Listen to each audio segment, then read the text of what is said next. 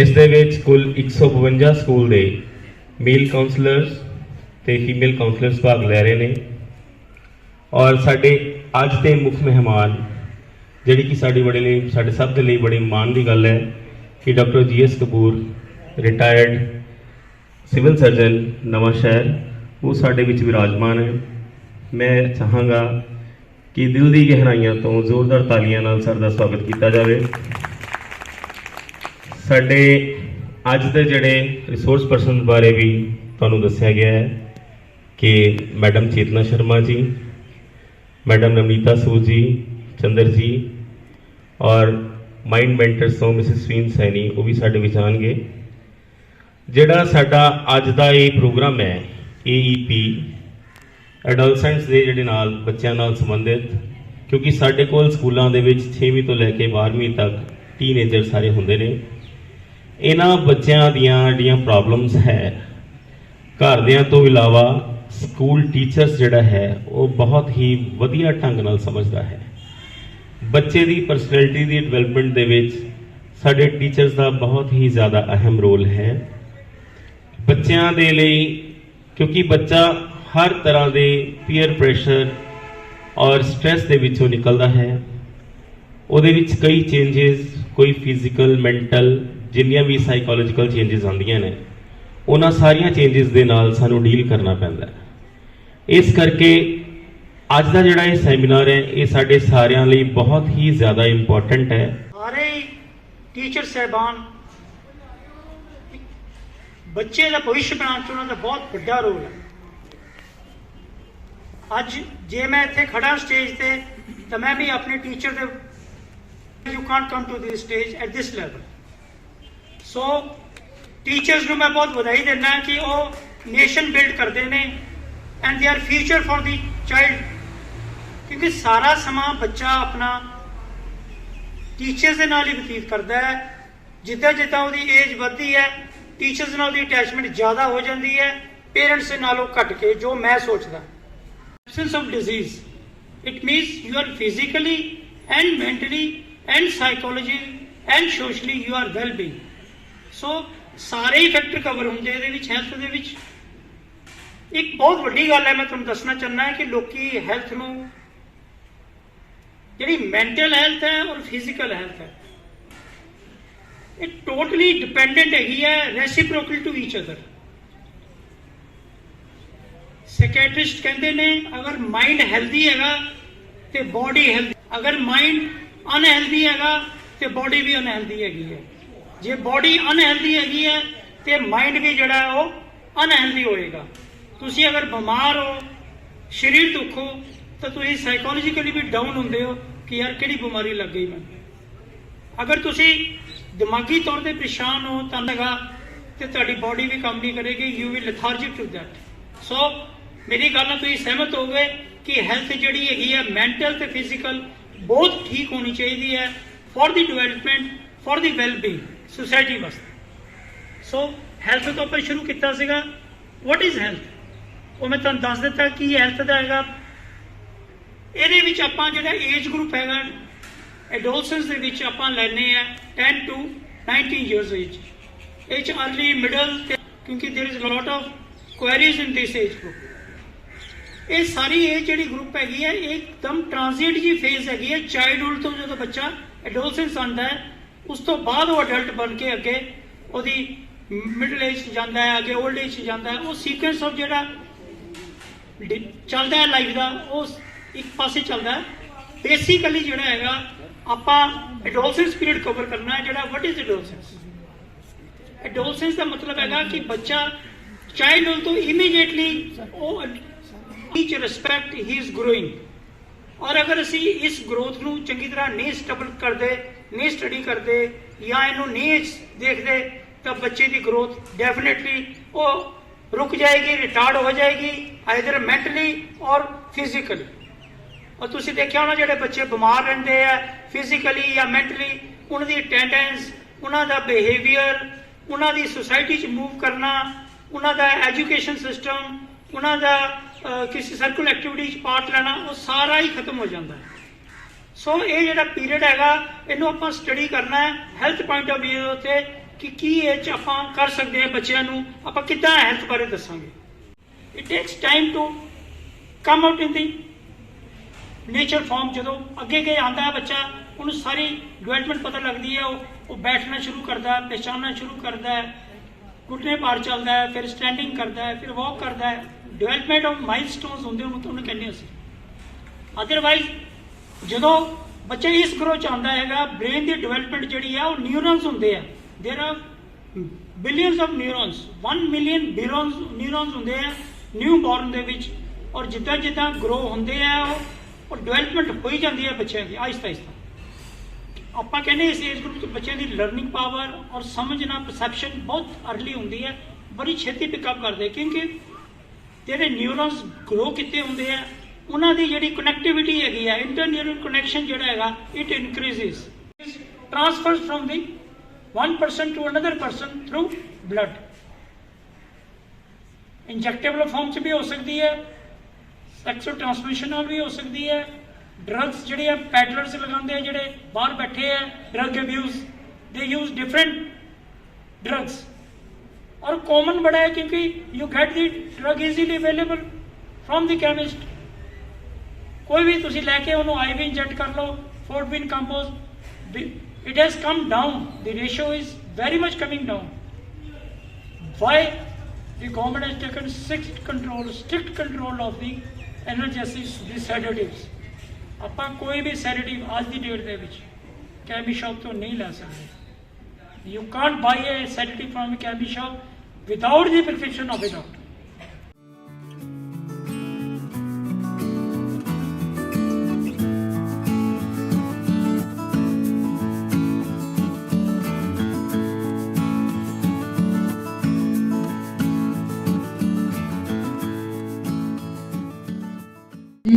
Anita Gang ji, Gurvinder Kaur madam, Saveen Saini ji. विचार पेश करन लग्या थोड़ा जिहा झिझक हो रही है, बिकॉज इत्थे सब एजुकेशनिस्ट हैं, सिखाने वाले हैं। सो उन्होंने तो असी की राह दिखानी है, तुसी सब इत्थे राह दिखाने वाले हो, तो एक बारी जबरदस्त तालियां तुहाडे सारिਆਂ ਲਈ हो जानियां चाहिए। बिकॉज कि सिर्फ हंगामा करना मेरा मकसद नहीं, सिर्फ हंगामा करना मेरा मकसद नहीं, ये सारी कोशिश है कि कोई सूरत निकलनी चाहिए। हर तरफ शोर है अंधेरों का, तेरे सीने में जले या मेरे सीने में जले, कोशिश यही है कि इस अंधेरे में कोई रोशनी जलनी चाहिए।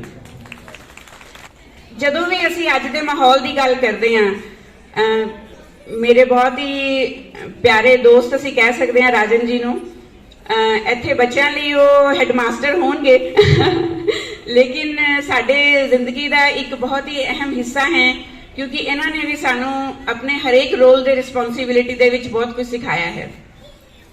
ਜਦੋਂ ਇਹਨਾਂ ਨੇ ਮੈਨੂੰ ਦੱਸਿਆ ਕਿ ਇਸ ਮੁੱਦਿਆਂ ਤੇ ਇੱਕ ਡਿਸਕਸ਼ਨ ਚੱਲ ਰਹੀ ਹੈ, ਤਾਂ ਦਿਲ ਨੂੰ ਇੰਨਾ ਸਕੂਨ ਮਿਲਿਆ ਕਿ ਜਿੱਥੇ ਚਾਰੋਂ ਤਰਫ ਇੰਨਾ ਨੈਗੇਟਿਵਿਟੀ ਦਾ ਹਨੇਰਾ ਹੈ ਕਿ ਬਹੁਤ ਪ੍ਰੋਬਲਮਸ ਹੋ ਰਹੀਆਂ, ਜਿਹਦੇ ਲਈ ਤੁਸੀਂ ਸਭ ਬਹੁਤ ਹੀ ਜ਼ਿਆਦਾ ਐਪਰੀਸੀਏਸ਼ਨ, ਐਡਮਿਰੇਸ਼ਨ ਤੇ ਅਪਲਾਉਡ। ਸਕੂਲ ਐਜੂਕੇਸ਼ਨ ਸਿਸਟਮ ਦਾ ਹਿੱਸਾ ਨਹੀਂ ਆ, ਬਟ ਪਿਛਲੇ 31 ਸਾਲਾਂ ਤੋਂ ਐਜੂਕੇਸ਼ਨ ਦੇ ਨਾਲ ਜੁੜੇ ਹੋਏ ਆ, ਚਾਹੇ ਉਹ ਕੰਪਿਊਟਰ ਐਜੂਕੇਸ਼ਨ ਹੈ। ਤਾਂ ਇਸ ਪੂਰੇ ਸਫ਼ਰ ਦੇ ਵਿੱਚ ਹਰ ਇੱਕ ਤਰ੍ਹਾਂ ਦੇ ਟੀਚਰਸ ਤੇ ਹਰ ਇੱਕ ਤਰ੍ਹਾਂ ਦੇ ਸਟੂਡੈਂਟਸ ਦੇ ਨਾਲ ਸਾਡੀ ਜਿਹੜੀ ਇੰਟਰੈਕਸ਼ਨ ਹੁੰਦੀ ਹੈ, ਉਹਨਾਂ ਦੇ ਸਟਰਗਲਸ, ਉਹਨਾਂ ਦੇ ਚੈਲੰਜਸ ਸਮਝਣ ਦਾ ਮੌਕਾ ਮਿਲਦਾ ਹੈ। ਤਾਂ ਮੈਂ ਬਹੁਤ ਜ਼ਿਆਦਾ ਹੈਰਾਨ ਹੁੰਦੀ ਹਾਂ ਕਈ ਵਾਰ ਕਿ ਤੁਸੀਂ ਇਹ ਸਾਰੇ ਕਿਓਸ ਦੇ ਵਿੱਚ, ਇੰਨੇ ਜ਼ਿਆਦਾ ਪ੍ਰੈਸ਼ਰ ਦੇ ਵਿੱਚ ਕਿਸ ਤਰ੍ਹਾਂ ਆਪਣਾ ਜਿਹੜਾ ਇੱਕ ਮਾਨਸਿਕ ਸੰਤੁਲਨ ਹੈ ਉਹ ਬਣਾ ਕੇ ਰੱਖਦੇ ਹੋ। So hats off to you all. ਮੈਂ ਤੁਹਾਡੇ ਸਭ ਦੇ ਲਈ ਬਹੁਤ ਜ਼ਿਆਦਾ ਐਪਰੀਸ਼ੀਏਸ਼ਨ ਤੇ ਰਿਗਾਰਡਸ ਰੱਖਦੀ ਹਾਂ ਆਪਣੇ ਦਿਲ 'ਚ। ਇਸੇ ਤਰੀਕੇ ਨਾਲ ਇੱਕ ਜਲੰਧਰ ਦੇ ਸਕੂਲ ਦੇ, ਇੰਟਰਨੈਸ਼ਨਲ ਸਕੂਲ ਦੇ ਵਿੱਚ ਇੱਕ ਪ੍ਰੋਗਰਾਮ ਸੀਗਾ, ਉਹਨਾਂ ਦਾ ਐਨੂਅਲ ਫੰਕਸ਼ਨ ਲਾਸਟ ਮੰਥ, ਰਾਤ ਦਾ ਪ੍ਰੋਗਰਾਮ ਸੀ। ਬਹੁਤ ਹੀ ਸ਼ਾਨਦਾਰ ਬਿਲਡਿੰਗ ਦੇ ਵਿੱਚ, ਬਹੁਤ ਹੀ ਵੱਡੇ ਆਡੀਟੋਰੀਅਮ ਦੇ ਵਿੱਚ ਪ੍ਰੋਗਰਾਮ ਸੀਗਾ। ਚਾਰੋਂ ਤਰਫ ਰੋਸ਼ਨੀਆਂ ਦੀ ਚਕਾਚੌਂਧ ਸੀਗੀ। ਜਿੱਦਾਂ ਹੀ ਐਂਕਰ ਸਾਹਿਬਾਨ ਨੇ ਪ੍ਰੋਗਰਾਮ ਸ਼ੁਰੂ ਕਰਨ ਦੀ ਅਨਾਉਂਸਮੈਂਟ ਕੀਤੀ, ਤਾਂ ਉੱਥੇ ਇੱਕਦਮ ਹਨੇਰਾ ਹੋ ਗਿਆ, ਸਾਰੀ ਲਾਈਟਾਂ ਬੰਦ ਹੋ ਗਈਆਂ। ਸੋ ਪੈਰੈਂਟਸ, ਗੈਸਟ, ਚੀਫ ਗੈਸਟ ਸਾਰੇ ਥੋੜੇ ਜਿਹੇ ਨਿਰਾਸ਼ ਜਿਹੇ ਮਹਿਸੂਸ ਕਰਨ ਲੱਗੇ ਕਿ ਕਿਸ ਤਰ੍ਹਾਂ ਦਾ ਅਰੇਂਜਮੈਂਟ ਹੈ। ਹਾਲੇ ਸਭ ਆਪਣੀ ਆਪਣੀ ਦਿਮਾਗੀ ਅੜਕਲਾਂ ਲਗਾ ਹੀ ਰਹੇ ਸੀ, ਬਲੇਮਿੰਗ ਗੇਮਿੰਗ ਚੱਲ ਰਹੀ ਸੀ ਮਨਾਂ ਦੇ ਵਿੱਚ। ਤੇ ਅਚਾਨਕ ਹੀ ਸਟੇਜ ਦੇ ਉੱਪਰ ਇੱਕ ਬਹੁਤ ਹੀ ਸੋਹਣਾ ਨਿਓਨ ਸਾਈਨ ਮੂਵ ਕਰਦਾ ਹੋਇਆ ਦਿਖਾਈ ਦਿੱਤਾ ਤੇ ਹੌਲੀ ਹੌਲੀ ਕਲੀਅਰ ਹੁੰਦਾ ਹੁੰਦਾ ਬਹੁਤ ਹੀ ਖੂਬਸੂਰਤ ਤਰੀਕੇ ਦੇ ਨਾਲ ਵੈਲਕਮ ਵਰਡ ਜਿਹੜਾ ਸੀ ਉਹ ਹਨੇਰੇ ਦੇ ਵਿੱਚ ਨਿਓਨ ਸਾਈਨਸ ਦੇ ਥਰੂ ਚਮਕ ਰਿਹਾ ਸੀ ਤੇ ਬਹੁਤ ਹੀ ਜ਼ਬਰਦਸਤ ਤਾਲੀਆਂ ਦੇ ਵਿੱਚ ਜਦੋਂ ਲਾਈਟ ਆਨ ਹੋਈ ਤਾਂ 7 ਛੋਟੇ ਛੋਟੇ ਬੱਚੇ ਪ੍ਰੀ ਨਰਸਰੀ ਦੇ ਬੱਚੇ ਸੀਗੇ ਜਿਨ੍ਹਾਂ ਨੇ WELCOME ਇਹ ਵਾਲੇ ਕਾਸਟਿਊਮ ਨਿਓਨ ਪਾਏ ਹੋਏ ਸੀ ਤੇ ਉਹ ਸਾਰੇ ਗੈਸਟ ਦਾ ਵੈਲਕਮ ਕਰਨ ਲਈ ਉੱਥੇ ਖੜੇ ਸੀ ਉਸ ਵੇਲੇ ਮੇਰੇ ਦਿਮਾਗ 'ਚ ਆਇਆ ਕਿ ਕਿੰਨਾ ਅਸੀਂ ਹਨੇਰੇ ਦੀ ਕੰਪਲੇਨ ਕਰਦੇ ਹਾਂ ਲੇਕਿਨ ਜੇ ਅਸੀਂ ਹਨੇਰੇ ਦਾ ਮਕਸਦ ਦੇਖੀਏ ਜੇ ਉਹ ਹਨੇਰਾ ਨਾ ਹੁੰਦਾ ਤਾਂ ਉਹਨਾਂ ਬੱਚਿਆਂ ਦੇ ਜਿਹੜੀ ਉਹ ਕੋਸ਼ਿਸ਼ ਸੀ ਸਾਰਿਆਂ ਨੂੰ ਵੈਲਕਮ ਕਰਨ ਦੀ ਉਹ ਇੰਨੀ ਕੁ ਵਧੀਆ ਤਰੀਕੇ ਨਾਲ ਸਾਹਮਣੇ ਨਾ ਆਉਂਦੀ ਜੇ ਲਾਈਟਾਂ ਦੇ ਵਿੱਚ ਉਹ ਨਿਓਨ ਲਾਈਟਸ ਬਣ ਕੇ ਆਉਂਦੇ ਉਹ 7 ਬੱਚੇ ਇੱਕ ਦੂਜੇ ਦੇ ਨਾਲ ਪੂਰੇ ਸਿੰਕ ਦੇ ਵਿੱਚ ਮੂਵ ਕਰ ਰਹੇ ਸੀ ਪੂਰੀ ਤਰ੍ਹਾਂ ਉਹ ਬਹੁਤ ਜ਼ਿਆਦਾ ਕੌਨਫੀਡੈਂਟ ਸੀਗੇ ਹਨੇਰੇ ਦੇ ਵਿੱਚ ਵੀ ਕਿਉਂਕਿ ਉਹਨਾਂ ਨੂੰ ਪਤਾ ਸੀ ਕਿ ਉਹਨਾਂ ਦੇ ਟੀਚਰ ਸਾਹਿਬਾਨ ਪਿੱਛੇ ਖੜੇ ਨੇ ਇੰਟਰਨੈਸ਼ਨਲ ਸਮਾਰਟ ਸਕੂਲਸ ਹੈਗੇ ਆ ਉਹਨਾਂ ਨੂੰ ਤਾਂ ਕੋਈ ਮੁਸ਼ਕਿਲ ਨਹੀਂ ਆਏਗੀ ਲੇਕਿਨ ਕੋਵਿਡ ਦੇ ਵਿੱਚ ਜਿਹੜਾ ਆਨਲਾਈਨ ਸਿਸਟਮ ਆਇਆ ਉੱਥੇ ਸਰਕਾਰੀ ਸਕੂਲਾਂ ਦੇ ਬੱਚਿਆਂ ਦਾ ਕੀ ਹੋਏਗਾ ਸਭ ਤੋਂ ਪਹਿਲਾ ਸਵਾਲ ਸਾਡੇ ਦਿਮਾਗ 'ਚ ਇਹ ਆਇਆ ਸੀ ਜਦੋਂ ਇਹ ਸਭ ਤਾਮਝਾਮ ਸ਼ੁਰੂ ਹੋਇਆ ਲੇਕਿਨ ਜਿਹੜਾ ਐਕਸਪੀਰੀਅੰਸ ਮੇਰਾ ਰਿਹਾ ਹੈ ਬੱਚਿਆਂ ਦੇ ਨਾਲ ਟੀਚਰਸ ਦੇ ਨਾਲ ਜਾਂ ਪੈਰੈਂਟਸ ਦੇ ਨਾਲ ਮੈਨੂੰ ਬਹੁਤ ਮਾਣ ਮਹਿਸੂਸ ਹੋ ਰਿਹਾ ਹੈ ਇਹ ਸ਼ੇਅਰ ਕਰਦੇ ਹੋਏ ਕਿ ਸਾਡਾ ਇਹ ਵਹਿਮ ਬਿਲਕੁਲ ਗਲਤ ਸਾਬਿਤ ਹੋਇਆ ਸਰਕਾਰੀ ਸਕੂਲਾਂ ਦੇ ਟੀਚਰਸ ਨੇ ਉਸ ਵੇਲੇ ਜਿੰਨਾ ਅੱਗੇ ਆ ਕੇ ਉਸ ਮੁਹਿੰਮ ਨੂੰ ਕਹਿੰਦੇ ਨਾ ਪ੍ਰਾਣ ਫੂਕੇ ਜਿੰਨੀ ਇਨੀਸ਼ੀਏਟਿਵ ਲਿਆ ਜਿਨ੍ਹਾਂ ਨੇ ਟ੍ਰੇਨਿੰਗਸ ਲੈ ਕੇ ਜਿਨ੍ਹਾਂ ਨੂੰ ਨਹੀਂ ਵੀ ਕੁਝ ਪਤਾ ਸੀ ਡਿਜੀਟਲ ਮੀਡੀਅਮ ਦਾ ਉਹਨਾਂ ਨੇ ਵੀ ਆਪਣਾ ਬੈਸਟ ਦੇਣ ਦੀ ਕੋਸ਼ਿਸ਼ ਕੀਤੀ ਇੱਕ ਵਾਰੀ ਫਿਰ ਤੋਂ ਜ਼ਬਰਦਸਤ ਤਾਲੀਆਂ ਤੁਹਾਡੇ ਇਹ ਤਾਲੀਆਂ 'ਚ ਇੰਨੀ ਕੰਜੂਸੀ ਕਿਉਂ ਅਸੀਂ ਤਾਂ ਆਪਣੇ ਲਈ ਮਾਰ ਰਹੇ ਹਾਂ ਪਲੀਜ਼ ਇੱਕ ਵਾਰੀ ਜ਼ਬਰਦਸਤ ਤਾਲੀਆਂ ਹੋ ਜਾਣ ਇਹ ਜਿਹੜੀ ਤਾਲੀਆਂ ਹੈ ਨਾ ਬੇਸਿਕਲੀ ਇਹ ਮੋਟੀਵੇਸ਼ਨ ਤੇ ਐਪਰੀਸੀਏਸ਼ਨ ਦਾ ਇੰਨਾ ਜ਼ਬਰਦਸਤ ਮੀਡੀਅਮ ਹੈ ਕਿ ਜੇ ਇਹੀ ਅਸੀਂ ਆਪਣੇ ਬੱਚਿਆਂ ਲਈ ਵੀ ਵਜਾਣੀਆਂ ਸ਼ੁਰੂ ਕਰ ਦਈਏ ਨਾ ਸੋ ਮੈਂ ਤੁਹਾਨੂੰ ਵਾਅਦਾ ਕਰਦੀ ਹਾਂ ਕਿ ਉਹ ਤੁਹਾਡੇ ਨਾਲ ਹੀ ਨਹੀਂ ਤੁਹਾਡੇ ਅੱਗੇ ਅੱਗੇ ਵੀ ਚੱਲਣਗੇ ਕਿ ਚਲੋ ਚੱਲਦੇ ਹਾਂ ਜਿੱਥੇ ਕਹੋਗੇ ਉੱਥੇ ਚੱਲਦੇ ਹਾਂ ਇੱਕ ਜਿਹੜਾ ਰੋਲ ਆਫ ਐਪਰੀਸੀਏਸ਼ਨ ਹੈ ਮੈਂ ਸੁਣਿਆ ਨਹੀਂ ਸਰ ਨੂੰ ਲੇਕਿਨ ਮੈਨੂੰ ਪਤਾ ਚੱਲਿਆ ਮੇਰੇ ਆਉਣ ਤੋਂ ਪਹਿਲੇ ਸਰ ਨੇ ਇੱਥੇ ਬਹੁਤ ਅੱਛਾ ਮੈਸੇਜ ਦਿੱਤਾ ਤਾਂ ਉਹਦੇ ਲਈ ਵੀ ਜਿਹੜਾ ਮੇਰਾ ਇੱਕ ਪ੍ਰੈਕਟੀਕਲ ਐਕਸਪੀਰੀਅੰਸ ਹੈ ਬੀਇੰਗ ਅ ਸਾਈਕੋਲੋਜਿਸਟ ਅਸੀਂ ਹਮੇਸ਼ਾ ਪੈਰੈਂਟਸ ਨੂੰ ਤੇ ਟੀਚਰਸ ਨੂੰ ਕੋਚਿੰਗ ਦੇ ਵਿੱਚ ਇੱਕੋ ਹੀ ਗੱਲ ਦੱਸੀ ਦੀ ਹੈ kindly connect before you correct ਕਿ ਜਦੋਂ ਅਸੀਂ ਕਿਸੇ ਨੂੰ ਕੁਝ ਵੀ ਸੁਧਾਰ ਕਰਨਾ ਹੈ ਨਾ ਤਾਂ ਉਸ ਤੋਂ ਪਹਿਲੇ ਉਹਨਾਂ ਦੇ ਨਾਲ ਦਿਲੋਂ ਜੁੜਨਾ ਬਹੁਤ ਜ਼ਰੂਰੀ ਹੈ ਚਾਹੇ ਅਸੀਂ ਪੈਰੈਂਟਸ ਹਾਂ ਚਾਹੇ ਅਸੀਂ ਟੀਚਰਸ ਹਾਂ ਚਾਹੇ ਅਸੀਂ ਸਮਾਜ ਦੇ ਸੁਧਾਰਕ ਹੋਈਏ ਕਿਸੇ ਵੀ ਰੋਲ ਜਾਂ ਰਿਸਪੌਂਸਿਬਿਲਿਟੀ ਦੇ ਵਿੱਚ ਜਦ ਤੱਕ ਅਸੀਂ ਕਿਸੇ ਵੀ ਆਪਣੇ ਆਡੀਅנס ਦੇ ਨਾਲ ਕਨੈਕਟ ਨਹੀਂ ਕਰ ਪਾਵਾਂਗੇ ਤਦ ਤੱਕ ਉਹ ਮਕਸਦ ਸਾਡਾ ਪੂਰਾ ਨਹੀਂ ਹੋਏਗਾ ਉਹ ਗੱਲ ਜਿਹੜੀ ਹੈ ਉਹ ਦਿਲ ਤੱਕ ਨਹੀਂ ਪਹੁੰਚਦੀ ਨਾਲ ਨਾਲ ਗਾਣਗੇ ਯੈਸ ना मुंह छुपा के जियो और न सर झुका के जियो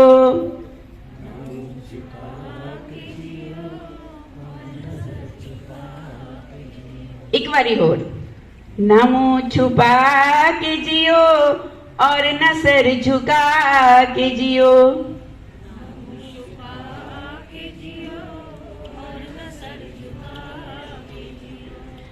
गमों का दौर भी आए तो मुस्कुरा के जियो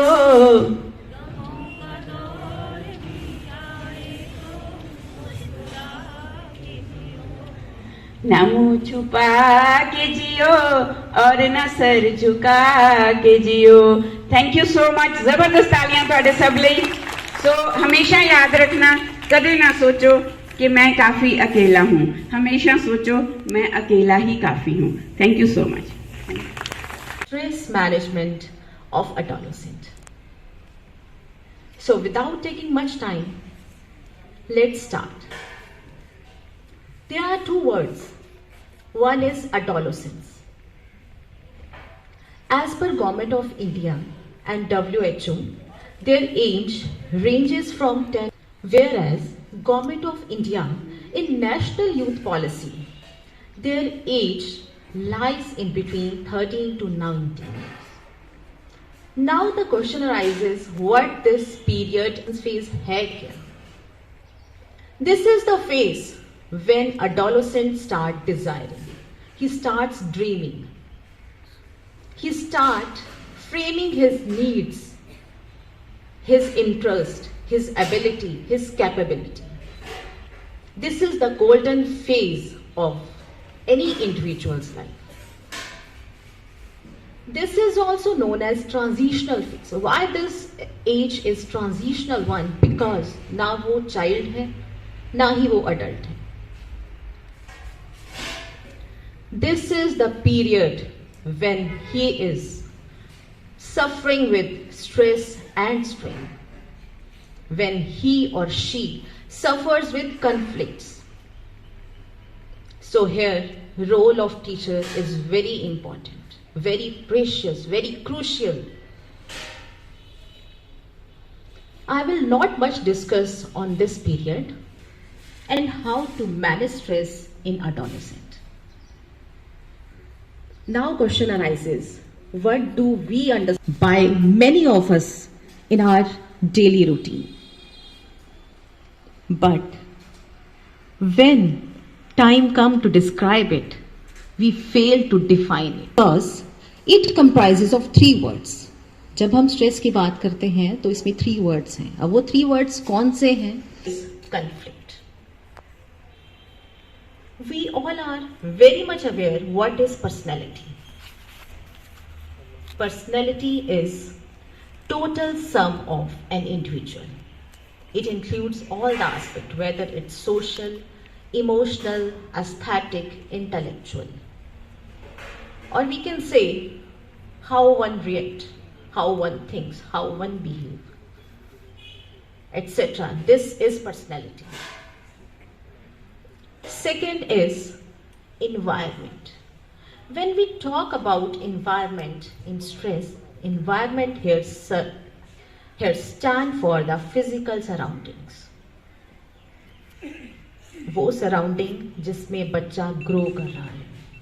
ये सराउंडिंग उसकी फैमिली, जिसमें उसके पेरेंट्स, उसके सिबलिंग्स, उसके नेबरहुड, उसके रिलेटिव्स, स्कूल में जा रहा है तो स्कूल.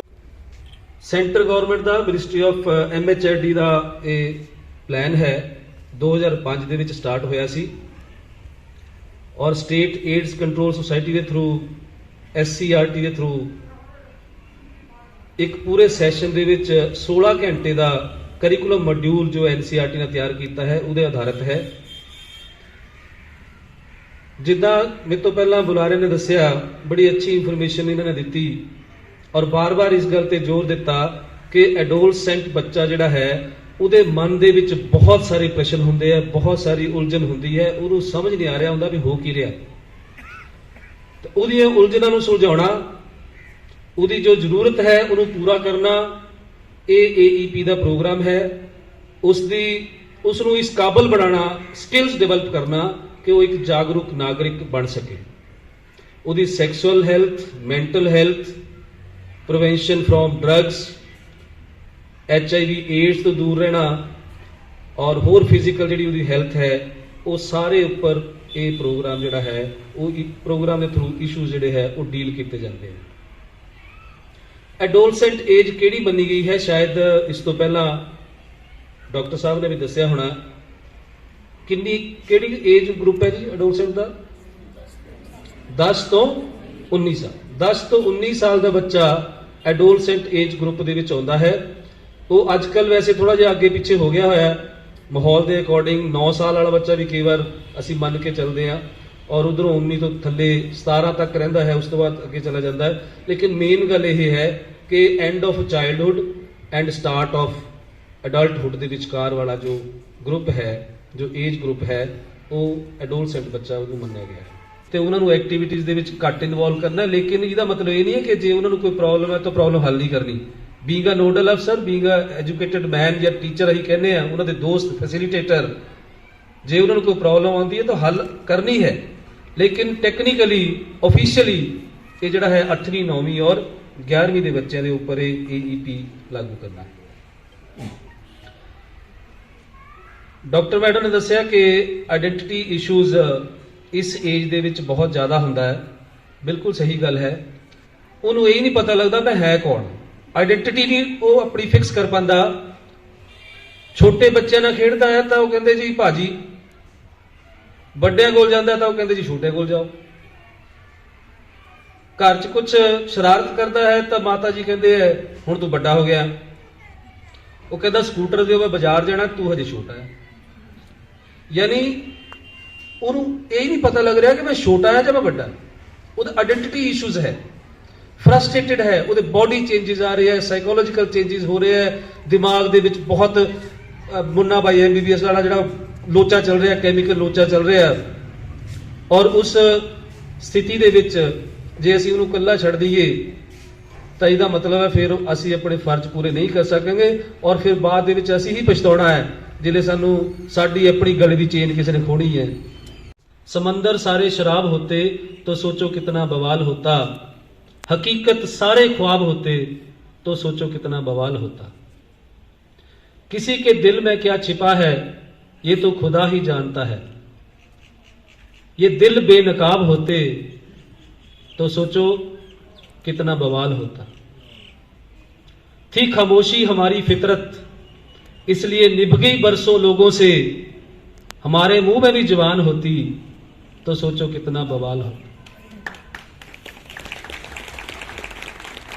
हम तो अच्छे थे मगर लोगों ने बुरा समझा हमें, हम तो अच्छे थे मगर लोगों ने बुरा समझा हमें, सोचो अगर हम सच में खराब होते तो सोचो कितना बवाल। Thank you. एडोलसेंस कौन है ये भी तुसी सब असी बहुत अच्छे तरीके नाल जानते हैं कि एडोलसेंट वो है जनरली असी कहते हैं कि एक प्रॉब्लम इंडिविजुअल जिन्हों इधरों भी उधरों भी उपरों भी सब पासों प्रॉब्लम्स ही प्रॉब्लम्स घिरिया हुआ individual that is an adolescent. Adolescent पहले भी डिस्कस हो गया कि बायो सोशल ट्रांजैक्शन पीरियड चों गुजर रहा हुंदा है।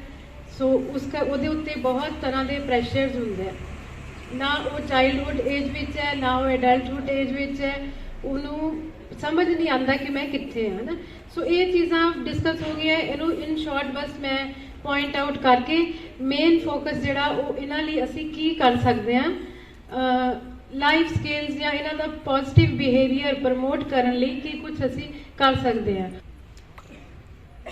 मेन जो पहले भी गल हुई बहुत इंपॉर्टेंट कि असीं उन्हां दे थॉट प्रोसैस ते काम करना है, असीं उन्हां दे थॉट्स नूं माइंड सैट नूं एक पॉजिटिव वे वाल लैके जाना है। असी इस तरीके नाल उन्हां नूं इन्वॉल्व करना है एक्टिविटीज़ दे विच होर काम दे विच कि उन्हां दा जिहड़ा माइंड सैट है वो असी चेंज कर सकीए, नैगेटिविटी नूं दूर करके पॉजिटिविटी भरपूर होना च असी भर सकीए। जो ट्रेडिशनल माइंड सैट है कि रोल्स डिफाइंड है, ये मेल मैंबर दे रोल है, ये फीमेल मैंबर दे रोल है या होर इस तरह दी कोई चीज़ां जो ट्रेडिशनल माइंड सैट है उन्होंने हटाइए। असी पेरेंट्स भी सिखाते होंगे सिखाते हैं पर एज ए टीचर भी असी स्कूल्स विच भी उन्होंने ये गल जो है फोकस करके दसीए कि रोल्स जिहड़े है सोसाइटी विच अज दे टाइम असी इक्वली रिस्पॉन्सिबल है, इक्वली असी दोनों ने अपने रोल्स प्ले करने हैं। Eminent personalities to our schools असी उन्होंने किद्दां इंप्लीमेंट करना, असी उन्होंने किस तरह अपने स्कूलों च लागू है, क्यों असी सारे इत्थे इकट्ठे आए हैं। तो मैं उहदे विच तुहानूं दसदा कि बेसिकली ये सैमीनार्स का मेन मकसद की होंदा है कि मेजोरिटी ऑफ केसिस जदों असी अपनी जॉब ज्वाइन करते हैं एंड टिल डेट जदों असी सारे करते हैं साडे उस वेले जो एजुकेशन लैवल सी अज भी उही होंदा है। और एजुकेशन एक ऐदां दा बदलाव वाला सिस्टम हैगा कि इहदे विच चेंजिस आंदे रहिंदे आ ते चेंजिस दे नाल नाल जद तक असी अपने आप को अपडेट नहीं करते असी उत्थे ठहराव नहीं लिया सकते उस चीज़ दे विच। और वो अपडेट करने का तरीका सैमीनार्स ही होंदा है, यह जिहियां वर्कशॉप्स ही होंदियां हैं। Now the topic was adolescence. ये वो टॉपिक है जिहदे विच सब तो पहली गल कि असीं सारे इस फेज चों निकल चुके हैं। वेरी फर्स्ट थिंग जदों फर्स्ट टाइम असीं निकल चुके इस टॉपिक बारे सानूं कदों पता लगा। Please I need your purely honesty कि बीएड दे विच जिन्हां ने SS वालिया की किताब पढ़ी सी, किताबां बहुत सी, सब तो सौखी हुंदी सी SS वालिया की। SS वालिया की किताब तो सानूं सब तो पहला एडोलसेंस एज का पता लगा सीगा जदों SS वालिया साहब की किताब दे विच ओह हुंदा सी child psychology, then adolescence psychology, then adult, उन्हां दी नीड्स, उन्हां नूं किदां आपां करके चलदे ओही सारा कुछ हुंदा है। और उदों सानूं ये फेस दुबारा एक बार रियलाइज होया सी कि बचपन च असीं की हुंदे सी ਹੁਣ ਮੈਂ ਛੋਟਾ ਜਿਹਾ ਇੱਕ ਤੁਹਾਡੇ ਨਾਲ ਐਗਜ਼ਾਮਪਲ ਸ਼ੇਅਰ ਕਰਦਾ। 12-14 ਸਾਲ ਦੀ ਸਾਡੀ ਉਮਰ ਹੁੰਦੀ ਸੀ, ਸ਼ੀਸ਼ੇ ਮੂਹਰੇ ਖੜੇ ਰਹਿਣਾ, ਬਾਲਾਂ ਨੂੰ ਕਦੀ ਇੱਧਰ ਕਰਨਾ ਕਦੀ ਇੱਧਰ ਕਰਨਾ, ਤੇ ਸਾਡੇ ਫੀਮੇਲ ਮੱਛਰੀਆਂ ਨੇ ਵੀ ਆਪਣੇ ਬਾਲ ਕਦੀ ਇੱਦਾਂ ਕਰਨੇ ਕਦੀ ਪਿੱਛੇ ਕਰਕੇ ਇੱਦਾਂ ਕਰਨੇ। ਇਹ ਸਾਰਾ ਕੁਝ ਅਸੀਂ ਫੇਸ ਲੰਘ ਚੁੱਕੇ ਹਾਂ। ਜਿਹੜੀਆਂ ਚੀਜ਼ਾਂ ਅਸੀਂ ਭੁੱਲ ਚੁੱਕੇ ਹਾਂ ਉਹ ਚੀਜ਼ਾਂ ਨੂੰ ਅਸੀਂ ਰਿਅਲਾਈਜ਼ ਕਰਨਾ। ਉਹ ਸਟੂਡੈਂਟ ਅੱਜ ਸਾਡੇ ਕੋਲ ਹੁੰਦੇ ਨੇ 8th ਤੋਂ ਲੈ ਕੇ +2 ਤੱਕ ਦਾ ਸਾਡਾ ਜਿਹੜਾ ਫੇਜ਼ ਹੈ ਉਹ ਹੀ ਸਟੂਡੈਂਟ ਹੁੰਦੇ ਨੇ। ਇਹ ਜਿਹੜਾ ਸਾਡੇ ਕੌਮਤ ਲੱਗੀ ਨਾ ਸਾਡੇ ਪੰਜਾਬ ਦੇ ਉੱਤੇ ਕਿ ਪੰਜਾਬ ਦੇ ਯੂਥ ਨੂੰ ਦੁਨੀਆ 'ਚ ਹੀ ਸ਼ੋਅ ਕਰ ਦਿੱਤਾ ਗਿਆ ਕਿ ਡਰੱਗ ਐਡਿਕਟਾਂ ਦਾ ਇਹ ਸਟੇਟ ਹੈ। ਫਿਲਮਾਂ ਵੀ ਬਣ ਗਈਆਂ ਇਸ ਚੀਜ਼ ਤੇ। ਸਾਡੇ ਗੁਆਂਢੀ ਸੂਬੇ ਦੇ ਵਿੱਚ ਦੰਗਲ ਤਪੱਤੀਆਂ ਫਿਲਮਾਂ ਬਣ ਰਹੀਆਂ, ਸਾਡੇ ਤੇ ਉੜਤਾ ਪੰਜਾਬ ਫਿਲਮਾਂ ਬਣ ਰਹੀਆਂ। ਮੈਂ ਬੀਇੰਗ ਅ ਟੀਚਰ ਇਹਨੂੰ ਆਪਣੇ ਆਪ ਤੇ ਲਾਨਤ ਮੰਨਦਾ। ਰੀਜ਼ਨ ਅਸੀਂ ਲੋਕ ਨਹੀਂ ਵਿਗੜ ਪਾਏ, ਅਸੀਂ ਲੋਕ ਸਾਰੇ ਉਧਰਲੇ ਪਾਸੇ ਨੂੰ ਨਹੀਂ ਜਾ ਪਾਏ। ਰੀਜ਼ਨ ਪਤਾ ਕੀ ਸੀ? ਸਾਡੇ ਪੇਰੈਂਟਸ ਸਾਡੇ ਨਾਲ ਬਹੁਤ ਲਿੰਕਡ ਸੀਗੇ, ਜਾਂ ਉਸ ਵੇਲੇ ਉਹ ਚੇਂਜ ਆਫ ਫੇਸ ਨਹੀਂ ਸੀਗਾ। ਸਾਡੇ ਪੇਰੈਂਟਸ ਦਾ ਸਾਡੇ ਨਾਲ ਬਹੁਤ ਜ਼ਿਆਦਾ ਕਨੈਕਟੀਵਿਟੀ ਸੀਗੀ। ਉਹ ਸਾਨੂੰ ਲੈ ਕੇ ਜਾਇਆ ਕਰਦੇ ਸੀ, ਅਸੀਂ ਉਹਨਾਂ ਦੀਆਂ ਗੱਲਾਂ ਕਰਿਆ ਕਰਦੇ ਸੀ। ਆਪਣੇ ਪਰਿਵਾਰ 'ਚ ਲੈ ਕੇ ਦੇਖ ਲਓ ਕਿ ਅਸੀਂ ਅੱਜ ਵੀ ਆਪਣੇ ਬੱਚਿਆਂ ਨੂੰ ਉਹ ਟਾਈਮ ਦੇ ਪਾਉਂਦੇ ਜਿੰਨੇ ਸਾਡੇ ਪੇਰੈਂਟਸ ਸਾਨੂੰ ਦਿੰਦੇ ਸੀ। ਆਪਣੀ ਇਮਾਨਦਾਰੀ ਨਾਲ ਆਪਣੇ ਆਪ ਨਾਲ ਗੱਲ ਕਰੀ ਉਹ ਗੱਲ, ਉਹ ਟਾਈਮ ਨਹੀਂ ਦੇ ਪਾਏ। ਉਹ ਜਿਹੜੀ ਐਡੋਲਸੈਂਸ ਏਜ, ਉਹ ਵਿਚਲੀ ਜਿਹੜੀ ਨਸਲ ਸੀਗੀ, ਉਹ ਕਿਤੇ ਨਾ ਕਿਤੇ ਕ੍ਰੋਨਿਕ ਸਟ੍ਰੈਸ, ਜਿਹੜੀ ਮੈਂ ਡਾਕਟਰ ਚੇਤਨਾ ਨੇ ਹੁਣੀ ਗੱਲ ਕੀਤੀ ਸੀ, ਮੈਂ ਬਾਕੀ ਦੋ ਸਟ੍ਰੈਸ ਨੂੰ ਨਹੀਂ ਲੈ ਕੇ ਚੱਲਦਾ। Chronic stress that is the most dangerous thing. ਇੱਕ ਤਾਂ ਉਹ ਵਿਚਾਰਾ ਵੈਸੇ ਹੀ ਪਰੇਸ਼ਾਨ, ਉਹਦੇ ਵਿੱਚ ਪੀਅਰ ਸਟ੍ਰੈਸ ਦੇ ਵਿੱਚ ਆ ਗਈ education with vast changing of education system. ਸਾਡੇ ਟਾਈਮ ਤੇ ਯਾਦ ਕਰੋ, ਤੁਸੀਂ ਵੀ ਸਾਡੇ ਵਿੱਚੋਂ ਹੀ ਹੋਣਗੇ, ਕਾਫੀ ਸਾਡੇ ਤੋਂ ਨਵੇਂ ਵੀ ਹੈਗੇ ਆ। 65% ਨੰਬਰ ਤੇ ਭੰਗੜੇ ਪੈਂਦੇ ਹੁੰਦੇ ਸੀਗੇ। ਚੁੱਕੇ ਹਾਂ ਆਲਰੇਡੀ 4 ਬੱਚਿਆਂ ਤੋਂ ਅਸੀਂ ਸ਼ੁਰੂ ਕੀਤਾ ਸੀ। ਮੈਂ ਫਿਜ਼ੀਕਲ ਐਜੂਕੇਸ਼ਨ ਤੋਂ ਬਿਲੋਂਗ ਕਰਦਾ। ਮੇਰੇ ਵਾਈਫ, ਮੈਂ ਵਾਲੀਬਾਲ ਤੇ ਮੇਰੇ ਵਾਈਫ ਜਿਹੜੇ ਆ ਉਹ ਹਾਕੀ ਦੇ ਨੇ, ਉਹ ਵੀ ਲੈਕਚਰਰ ਫਿਜ਼ੀਕਲ ਐਜੂਕੇਸ਼ਨ ਨੇ। ਅਸੀਂ ਦੋਵਾਂ ਨੇ ਜਿਹੜਾ ਇਹ ਪ੍ਰੋਜੈਕਟ ਚਲਾਇਆ ਤੇ ਅੱਜ ਸਾਡੇ ਕੋਲ 100+ ਬੱਚੇ ਨੇ ਜਿਹੜੇ ਸਾਡੇ ਕੋਲ ਸਵੇਰੇ ਮਾਰਨਿੰਗ ਦੇ ਵਿੱਚ 4 ਤੋਂ 4:30 ਵਜੇ ਦੇ ਵਿੱਚ ਜਿਹੜੇ ਸਾਡੇ ਗਰਾਊਂਡ 'ਚ ਆਉਂਦੇ ਨੇ ਔਰ ਈਵਨਿੰਗ ਦੇ ਵਿੱਚ ਆਉਂਦੇ ਨੇ। ਜੇ ਅਸੀਂ ਚਾਹੀਏ, ਜਿਵੇਂ ਧੀਰੇ ਸਰ ਨੇ ਦੱਸਿਆ, ਜੇ ਅਸੀਂ ਚਾਹੀਏ ਕੰਮ ਤਾਂ ਕਰਨਾ ਹੀ ਪੈਣਾ ਸਾਨੂੰ। ਜੇ ਅਸੀਂ ਕਹੀਏ ਵੀ ਅਸੀਂ ਇਹ ਸਮਾਂ ਦੇ ਰਹੇ ਹਾਂ ਤੇ ਅਸੀਂ ਵਿਹਲੇ ਹਾਂ, ਇਸ ਤਰ੍ਹਾਂ ਦੀ ਕੋਈ ਗੱਲ ਨਹੀਂ ਆ। ਜਦੋਂ ਤੁਸੀਂ ਡਿਸਾਈਡ ਕਰ ਲੈਂਦੇ ਹੋ ਕਿਸੇ ਦਾ ਫਿਊਚਰ ਬ੍ਰਾਈਟ ਕਰਨ ਵਾਸਤੇ, ਕਿਸੇ ਦੀ ਜ਼ਿੰਦਗੀ ਬਣਾਉਣ ਵਾਸਤੇ, ਫਿਰ ਤੁਹਾਨੂੰ ਕੁਛ ਨਾ ਕੁਛ, ਜਦੋਂ ਤੁਸੀਂ ਸਮਾਜ ਦੇ ਵਿੱਚ ਕੁਝ ਦੇਣਾ, ਤੁਹਾਨੂੰ ਸਮਾਂ ਦੇਣਾ ਹੀ ਪੈਂਦਾ। ਸੋ ਜ਼ਿਆਦਾ ਨਹੀਂ, ਬਹੁਤ ਸਾਰਾ ਉਹਨਾਂ ਨਾਲ ਆਏ ਹੋਏ ਰਿਸੋਰਸ ਪਰਸਨਸ ਜੀ ਆਇਆਂ ਤਾਂ ਪਹਿਲਾਂ ਕਹਿ ਚੁੱਕਾ ਹਾਂ। ਹੁਣ ਵਿਦਾਈ ਦਾ ਸਮਾਂ ਆ गया है कि अलविदा कहकर जब कोई आंखों से दूर होता है, हाथ उठता है, निगाहें देखती हैं, पर दिल मजबूर होता है। इसलिए सारिਆਂ ਦੇ ਲਈ, ਸਾਡੇ ਲਈ ਹੁਣ ਵਿਛੜਨ ਦਾ ਮੌਕਾ ਹੈ। ਪਰ ਮੈਂ ਸਾਰਿਆਂ ਅੱਗੇ ਬੇਨਤੀ ਕਰਾਂਗਾ, ਆਏ ਹੋਏ ਸਾਰੇ ਸੱਜਣਾ ਦਾ ਬਹੁਤ ਬਹੁਤ ਧੰਨਵਾਦ। ਤੁਸੀਂ ਸਾਡੇ ਇੱਕ ਸੱਦੇ ਤੇ ਚੱਲ ਕੇ ਆਏ ਹੋ। ਮੇਰੇ ਸਕੂਲ ਵੱਲੋਂ, ਮੇਰੇ ਸਕੂਲ ਦੇ ਸਟਾਫ ਵੱਲੋਂ ਜਾਂ ਮੇਰੇ ਵੱਲੋਂ ਕਿਸੇ ਵੀ ਤਰ੍ਹਾਂ ਦੀ ਕੋਈ ਅਣਗਹਿਲੀ ਰਹਿ ਗਈ ਹੋਵੇ ਤਾਂ ਉਹਦੇ ਲਈ ਸੌਰੀ। ਸਾਰੀ ਜਿਹੜੀਆਂ ਨਾ ਕਹਿੰਦੇ ਨਾ ਕਿ ਕੋਈ ਗਲਤੀਆਂ ਉਹ ਮੇਰੀ ਝੋਲੀ ਪਾ ਦਿਓ। ਬਟ ਇਹ ਹੈ ਕਿ ਥੈਂਕਸ ਕਰਦਾ ਹੈ ਕਿ ਸ਼ੇਰਗੜ੍ਹ ਸਕੂਲ ਨੂੰ ਚੁਣਿਆ ਕਿ ਇਹ ਸੈਮੀਨਾਰ ਕਰਵਾਉਣ ਲਈ।